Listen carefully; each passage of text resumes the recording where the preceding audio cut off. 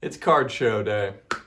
If you haven't been following along with the other card show videos, I have a yearly goal of spending $250,000 on sports cards. That comes down to about $5,000 per week. And as of now, we're about 6 weeks into the year. And going into the show, we have spent about $19,500. What does that mean? That means we're a little bit behind. So we got to get a big card show going today and find a whole lot of deals. Got to try to get that number up as close as possible to 30,000 so we can keep on pace. Like I said earlier, we have a lot of buying to get done today. Even though I'm set up as a dealer at this show usually, I was coming to buy big today. As for foot traffic, there was 2 rooms that looked like this. It was crazy busy throughout the whole day. Now what I was looking for today was some nice slabs of some of the bigger name players. I've been accumulating a lot of smaller dollar raw cards, so I kind of wanted to move some of that money into some bigger value slabbed up cards. What you're looking at right now is going to be William's table. He's one of the best dealers in the country. I'm sure you guys have seen some of his tables before if you've been watching my videos. He has basically everything you could possibly need, both pre and post-war, including Cracker Jacks, everything from the 50s, 60s, 30s, and he's just got everything you could possibly need. The first deal that I ended up making was not with him, but I did end up getting a whole lot of slabs. And it was a lot of the big names that I was looking for too, so I'm sure you guys are going to recognize some of these names.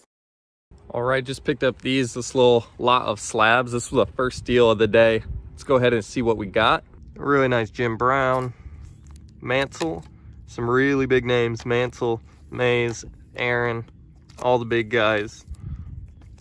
Some 60s, this is the biggest card here, 54 Bowman, 56 Aaron there, 57 Mays, and a 60 Mays.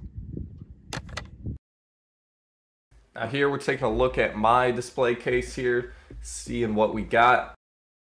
Like I said earlier, I was getting pretty low on stuff, so I came mostly to buy, but I did still have enough stuff to put together a decent display case here. We got the raw cards in the first case, slabs here in the middle, and then we got some more wax over on the right hand side. Some graded packs, unopened packs, stuff like that. We were able to have some fun when we were standing there throughout the day to keep us busy. We started opening some of these 1980 packs that came back from Steve Hart, and he said they had been searched, so we kind of opened them up, but they seemed to open up pretty well from what we could tell. You see the stick of gum in there, but we did manage to hit some stars. I hardly know anything at all about wax packs, so if you guys know a little bit more, maybe leave a comment on how you thought the pack opened. We thought it looked clean, but who really knows? If you're in the Midwest area, make sure to come check out the show. If you're in Ohio, Michigan, Indiana, this one is located in Fort Wayne, Indiana again. It's kind of in the northeast side of Indiana.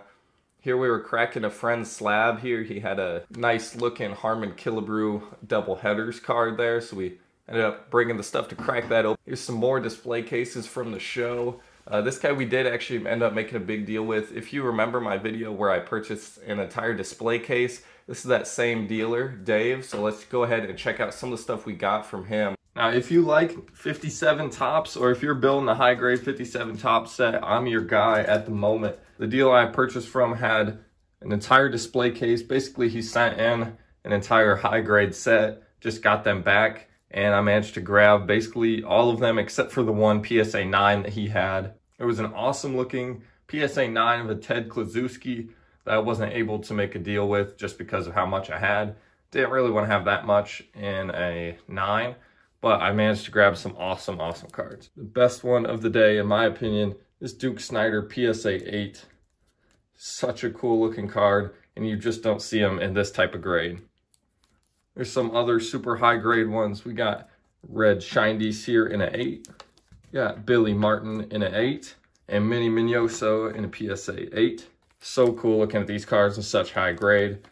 Now to some of the other cards, we got a Don Drysdale PSA 6, Yogi Berra PSA 7. That one's awesome looking. Frank Robinson there, that one is a 4. Still super sharp though, even though it's OC. Al Kaline in a 7. Whitey Ford in a PSA 7. And Ernie Banks in a 6. That wasn't it though, we got another pile here. We got Larry Doby, this one is a 3. Carl Furillo in a 5. Luis Aparicio, 6. Gil Hodges in a 6. Bob Lemon in a 7. That one's a pretty nice looking card. Nellie Fox in a 7. And this is a 56 tops. Minnie Minoso, PSA 7. Once you get to these bigger cards here, like 56 and back, getting anything 7s and above is really difficult to get. I don't know about you guys so far this year, but every card show I've been to in 2023 has been crazy busy and a whole lot of foot traffic. So let me know if you guys have had a similar experience with your local card shows as well. I was looking to get into some football or basketball cards, and what better time than Super Bowl weekend. I managed to buy a whole bunch from the display case that we purchased. It was about half baseball and half football, with some awesome names. Johnny Unitas, Jerry Rice, Lenny Moore, George Blanda, Sonny Jurgensen. This is a big card in an 8. Dick Nolan, Jim Brown, and Paul Hornick. 2 more cards to kind of close out the deal. We had this Moose Scourin and this 59 tops, Roberto Clemente. Something else I noticed as I'm going through these, this freshly graded Lenny Moore here, this one is mislabeled apparently. So shout out to PSA and the research department. Now, it's no doubt at all, these are my 2 favorite cards today. A beautiful PSA 8 Duke Snider and a mantle that presents amazing. After a successful day at the show, we managed to bring the total spent for the year up to $25,000, almost $26,000. I did manage to buy something on eBay this week that was about $4,000. So if I choose to resell that, that will bring us right up to about the $30,000, on pace for our target for this year. Hope you guys enjoyed. See ya.